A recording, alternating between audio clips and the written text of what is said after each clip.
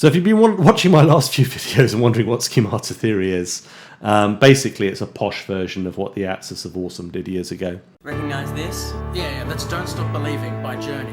And the cast of Glee. Yeah, there's a few more songs with the same chords. Check it out. So you're looking out for patterns and what they call schemata, schema for singular, in music, classical music normally, little modules and things. And actually if you've spent any time with jazz guitar and learned sort of standards and things like that, you might be familiar with this kind of thing. The difference is in classical we tend to be a little bit more counterpoint oriented about it. So for instance, one of the examples that Roberto Gjerdingen has in his book on schemata, Music in the Galant Style, is the so-called do-re-mi. And it's called that because we go do-re-mi.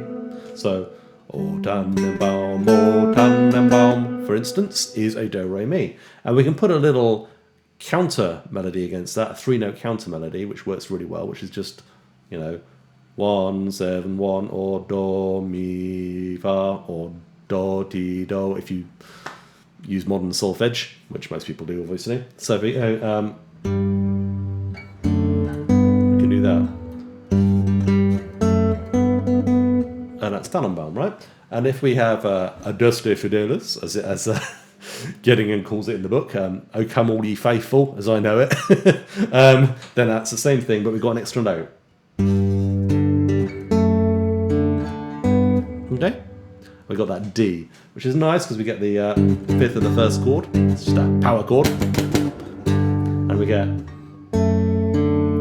becomes a 6/3 chord or a first inversion D major, and then we go back to the G.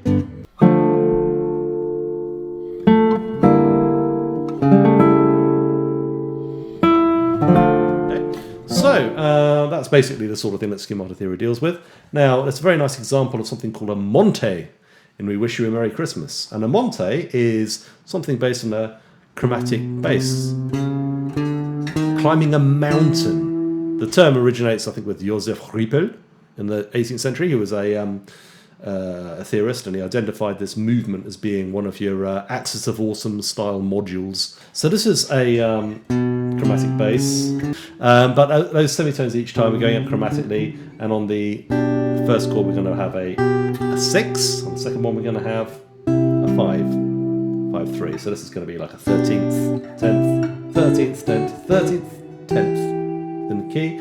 And we can understand the melody as being a diminution or an embellishment of that basic intervallic structure.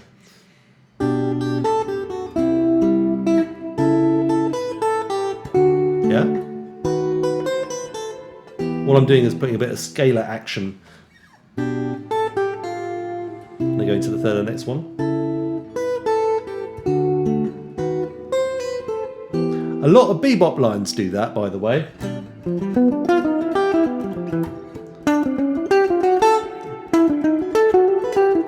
They resolve to the third of the next chord. You could put this in root position, of course. You could go...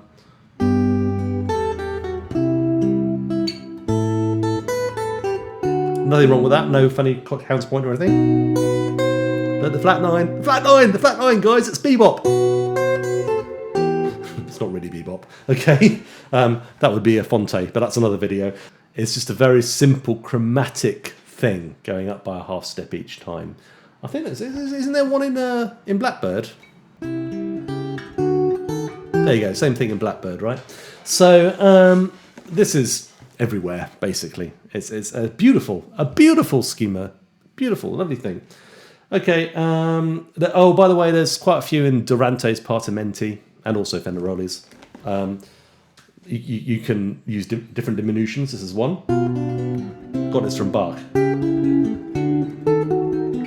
It's a Bach-lick, if you like. Or I think this is one from Durante.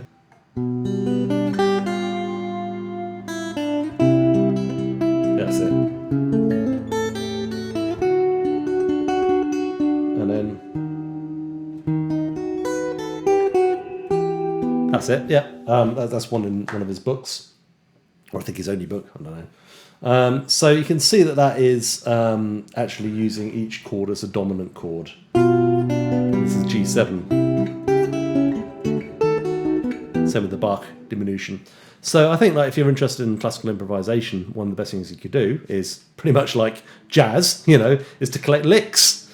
And these are classical licks, really. Moving on, we have a cadenza composta, I think it's called, or a compound cadence. Or. Okay, what is that? It's a first inversion G, or a 6/3 chord on G. And we go to the C, but we put a sixth in. So usually in this position in the scale on the 4, or in G major, I would see that as being a major 6th chord, as we would call it. 6/5 in figured bass. Melody certainly outlines that. We're on to the 3rd of the dominant chord, D5. So that's 5/3 chord and a 7th. Put 7th in there if you want. Very nice, right? So moving on to the other section, the good tidings we bring section, we have a move to the dominant, which I'm just going to do very simply with it's 2 root position chords. Let's not make it complicated. 2 5/3s. That makes a good counterpoint. And then I always do split in tenths. Back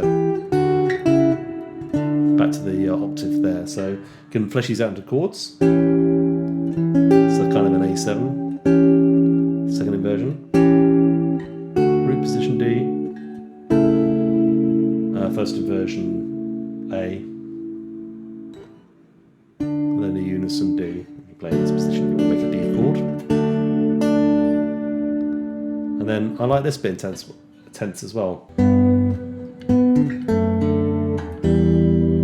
It's kind of like a Romanesque almost. My life is brilliant, my love is pure. I saw an angel. Which is another schemata, a bit like Pachelbel's canon. Okay. Just tenths.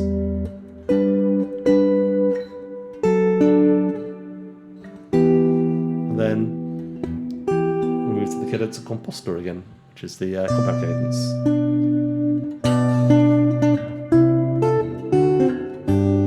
Same thing, right? So, there's a few useful little schemata to unpick there, but hopefully you can appreciate how, like, that's just how things like counterpoint appear in the wild. They don't have to necessarily be in Bach fugues or Mozart symphonies. They can just pop up in things like Christmas carols. Anyway, thanks for watching. Hope you find it interesting and useful. Like and subscribe. I'll see you on the next one.